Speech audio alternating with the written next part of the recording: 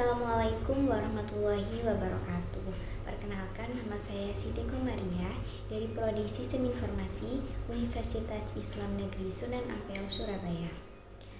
Dengan NIM 090206230048. Di sini saya akan mempresentasikan hasil resume saya dari materi yang telah disampaikan oleh Bapak Muhammad Yasin selaku dosen pengampu mata kuliah studi Al-Quran. Untuk pokok pembahasan resume materi saya, yang pertama adalah capaian pembelajaran, yang kedua adalah pengertian studi Al-Quran, yang ketiga adalah pengertian Al-Quran, yang keempat adalah Quran Surat Al-Fatihah ayat 1 dan 2 dan terjemahannya beserta tafsirnya, dan yang terakhir adalah manfaat mempelajari studi Al-Quran. Nah, baik, sekarang kita akan kupas satu persatu dari pokok pembahasan yang tadi. Dimulai yang pertama adalah capaian pembelajaran.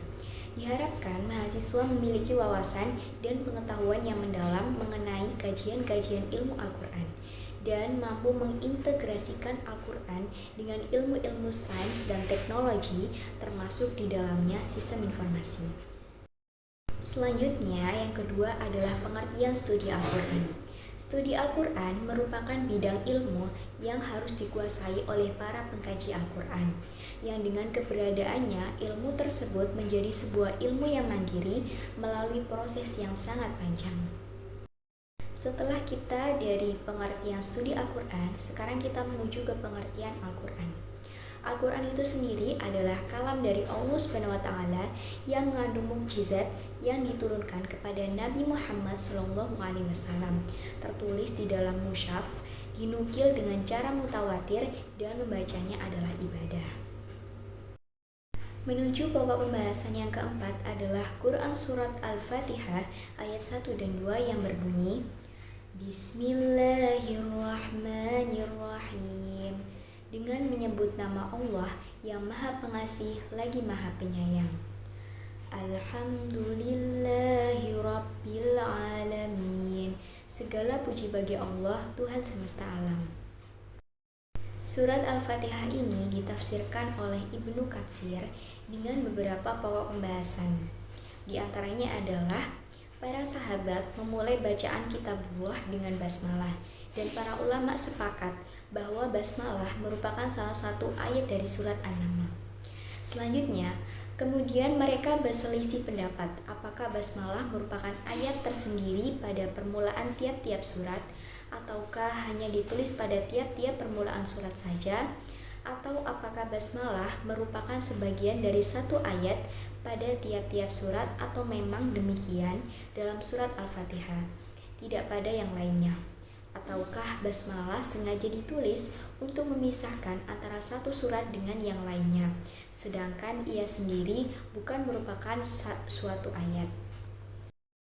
Lalu Ibnu Katsir juga menafsirkan bahwa di dalam kitab Sahih Ibnu Khuzaimah disebutkan dari Ummu Salamah bahwa Rasulullah SAW membaca basmalah pada permulaan surat Al-Fatihah dalam sholatnya.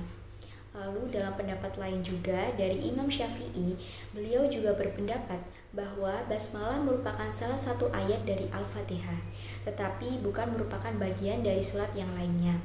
Lalu diriwayatkan pula dari Imam Syafi'i bahwa basmalah itu merupakan bagian dari satu ayat yang ada dalam permulaan tiap surat.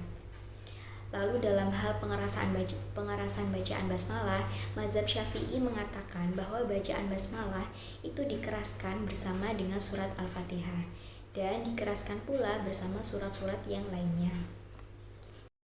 Selanjutnya, Ibnu Katsir juga menafsirkan ayat yang kedua dari surat Al-Fatihah itu tadi. Yang pertama adalah Abu Ja'far Ibnu Jarir mengatakan bahwa makna alhamdulillahi ialah segala syukur hanyalah dipersembahkan kepada Allah semata. Alhamdulillah juga digunakan oleh Allah untuk memuji dirinya sendiri.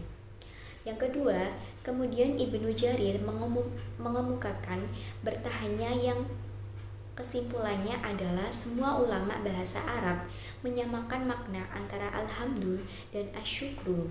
Dalam kurung antara puji dan syukur, Ibnu Abbas mengatakan bahwa ucapan alhamdulillahi merupakan kalimat yang diucapkan oleh semua orang yang bersyukur. Lalu menuju ke pokok pembahasan yang terakhir adalah tentang manfaat mempelajari studi Al-Quran yang telah saya pahami dari materi yang telah disampaikan oleh Pak Muhammad Yasin. Jadi, manfaat pelajari studi Al-Quran ini adalah dapat membantu dalam penggalian isi kandungan Al-Quran atau hukum secara tepat dan benar, penghayatan dan pengamalan terhadap berbagai petunjuk, hukum dan hikmahnya secara komprehensif sehingga ditemukan inklusif dan elastisitas hukum Islam. Baiklah, terima kasih. Itu saja resum materi yang dapat saya sampaikan dari materi yang telah disampaikan oleh Bapak Muhammad Yasin. Sekian dari saya. Terima kasih. Wassalamualaikum warahmatullahi wabarakatuh.